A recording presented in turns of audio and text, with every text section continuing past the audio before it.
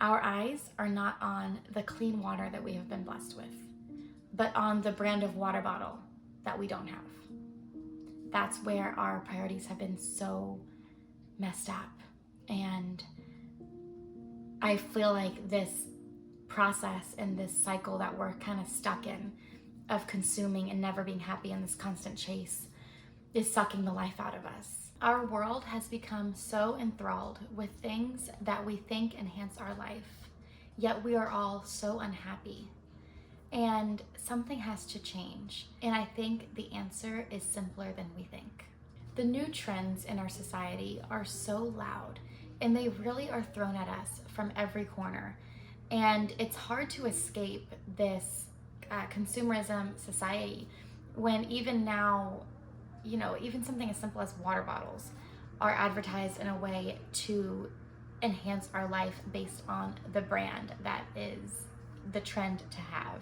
I think living in a society where certain brands are and labels of things that we are supposed to have will get us caught up in a cycle of accumulating things that we don't really need, number one. Number two, accumulating things that we don't really want.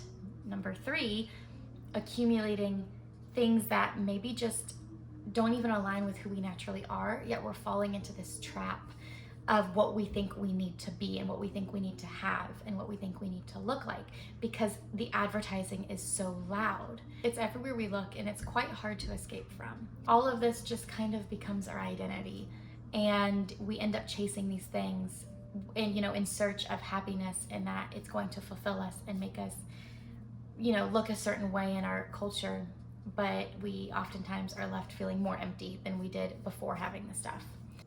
I feel like this one is the most important one to talk about. And I don't see a lot of minimalists talking about this. As a Christian, feeling like minimalism is so connected and puts our priorities in line with where they should be. This has been so much on my heart lately. And overconsumption could be any type of consuming. It could be shopping, clothing, shoes, food, the type of music we're consuming, the type of content on social media we're consuming. All of these consuming things that are overconsumption in our society, take our eyes off of what matters, and that's Jesus. And in this cycle, we can very quickly find ourselves making something else more of our priority than Jesus. Coming from a Christian perspective, I believe that the enemy is loving this because his goal is to distract us from God. If he has decided to put all these different things in our world and in our culture for us to idolize and for us to put on such a high pedestal, these material things, that's what he's gonna do, because his goal is to distract us from God. The enemy is sneaky, and so he will put things in our lives that look like they're good and look like they're fine, and it's just a phone, and it's just social media, and it's just music, and it's just shopping. But all these things will quickly distract us from what matters. And so for me, I have taken minimalism into my faith and seeing that this is so greatly connected to who I am called to be, to follow Jesus. And I haven't seen a lot of people talk about this, but I think that for me, talking about minimalism and talking about a deeper and more intentional way of living is so connected to God for me. And so I could not leave this topic out of this video. When we strip away all the material things and we strip away all of the things that are drowning our minds and our homes and the clutter and the chase of wanting more, and it's like we're never happy, we can so very quickly make room for God again in every aspect of our life. This overconsumption in our society and this consuming habit that we have all built up can so quickly make us blind. And we have to wake ourselves up, because if not, we're going around with these blinders on. And then we lift the blinders and we wake up and we say, I was not making God a priority. I was not making what matters a priority. I was making shopping and material things and putting my happiness on these worldly things.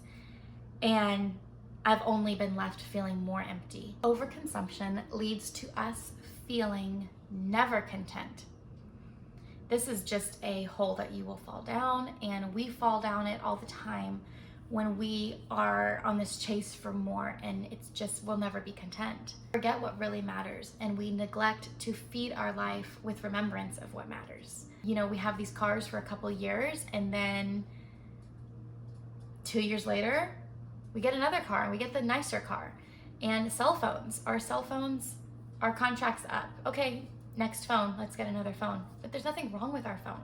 There's nothing wrong with our car. There's nothing wrong with this beautiful home that we're living in. It's the chase for more. It's the chase for better. It's the chase for maybe this will bring happiness to my life. This car brought happiness to me when I got it, but now it doesn't. So I need to go to the next thing. There was a time when we were grateful to have just a roof over our heads. And we were grateful for that. We didn't have all those things to compare to like we do nowadays, where there is just an endless comparison that we deal with in our society, and it is so toxic because it's this never-ending want, and it just will never satisfy us. There are even parts of the world nowadays that I'm sure you guys are aware of where they don't have actual homes. They don't have a home like we have in America. They don't have the things that we have. I was watching something recently, and it was talking about a tribe in Africa where they don't have clean water near their dwelling. And so they have to walk miles to be able to find clean water out of these wells. And their homes are basically, homes made out of sticks and mud.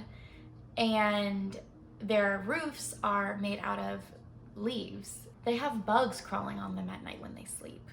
Yet these people are so full of life. And yet in our Western world, we have people literally angry and upset over the fact that they don't have the new whatever that is a trend these days. And it is just so sad to me that we have become so blind and our priorities have just basically fallen away. Our eyes are not on the clean water that we have been blessed with, but on the brand of water bottle that we don't have. That's where our priorities have been so messed up. And I feel like this process and this cycle that we're kind of stuck in of consuming and never being happy in this constant chase is sucking the life out of us. So this leads us into the next one, and that is the ability to have so much is such a blessing. But the thing is that I think as a society, we have started to take advantage of this blessing. The fact that I can order laundry detergent on Amazon and I can have it delivered to my doorstep within a few hours is mind-boggling. It's crazy. And it is such a blessing that we have access to so much. I think when you give access to so much to people in a society that is already in so much of a chase of more, and people that are already not content and trying to acquire more to fulfill them, then this access to things that should be a blessing can quickly become taken advantage of, because again, it's that never-ending pursuit of more. We lost sight of the gratitude of being able to have the access to these things versus the constant chase and taking advantage of such a blessing. I hope that makes sense, because to me it is so eye-opening. So I think it's a really important thing to remember when realizing the access that we have and the amount of options that we have in our grocery stores and the food options and the, even something as simple as, my goodness gracious, if you go and you buy pasta sauce for your pasta, it can be a whole aisle of pasta sauce. I mean, our options are just endless nowadays. And to me, this can lead to decision fatigue, where you are now caught in this cycle of, I can't make a decision because I thought marinara sauce was just marinara sauce, but now there's 50 different brands of marinara sauce, and what do I even choose? It can sometimes cause more stress to have all these endless options instead of just focusing on that gratitude for pasta sauce for our pasta. And if I were to go online and search for a maxi dress, and let's just say I search it on Amazon, my goodness gracious, it's just like scrolling and scrolling and scrolling of the amount of dresses that I could literally have delivered tomorrow. And so I think just setting those boundaries is something so important for us. There was a song that I loved off of a show called VeggieTales that I used to love as a child, and I even love it for my kids now. And there was an episode on there called Madam Blueberry, and you can look it up on YouTube. It's called like The Thankful Song or something like that. And the song on there, the lyrics go, "A grateful heart is a happy heart." And I have talked about this song before on here because it's just such an important, really like personal song to me. As a child, it really just, I connected with that song, and I really, it's just made my heart happy to hear this song. It is such a simple song, yet it means so much. A grateful heart is a happy heart. You cannot be unhappy when you are grateful, and you cannot be discontent when you are grateful.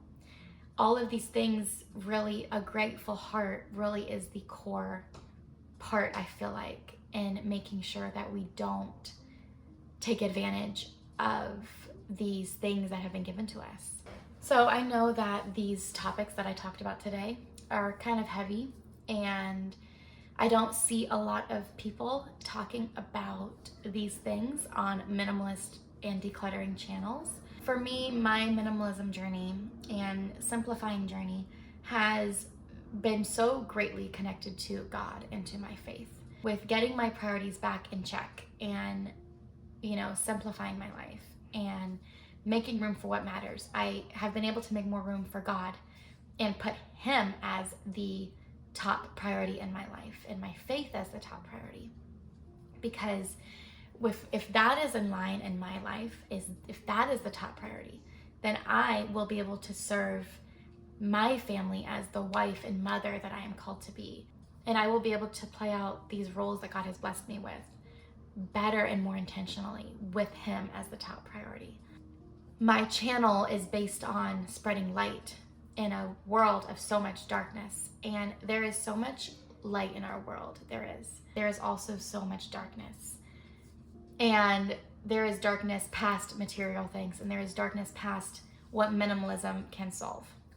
But I do believe that a dark area in our life and in our world is definitely connected to our skewed view of what matters, and placing so much importance in placing our happiness and our identities on worldly things. That will never lead us to a place of content. It will never lead us to God, because we're not called to live that way. We're not called to put the brand new car and the brand new cell phone on such a high pedestal to happiness. And, stepping out of this mindset has been so eye-opening to me.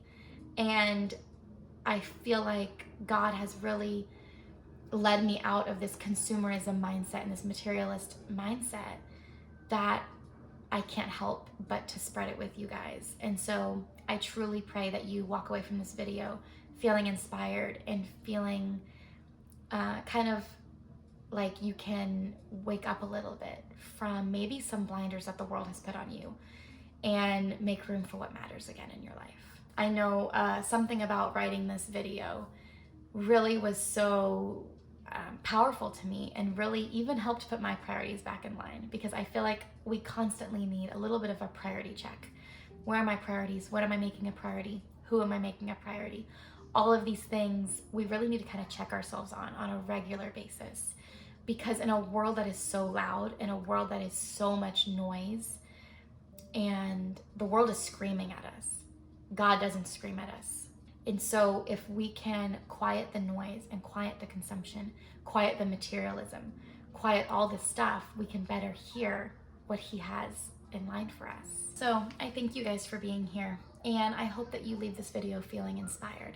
As all my other videos, I would love for you to subscribe if you enjoyed this video and you enjoy videos just inspiring you to live a more simple, intentional life. And I will see you in my next video. Until next time, take care. Bye, guys.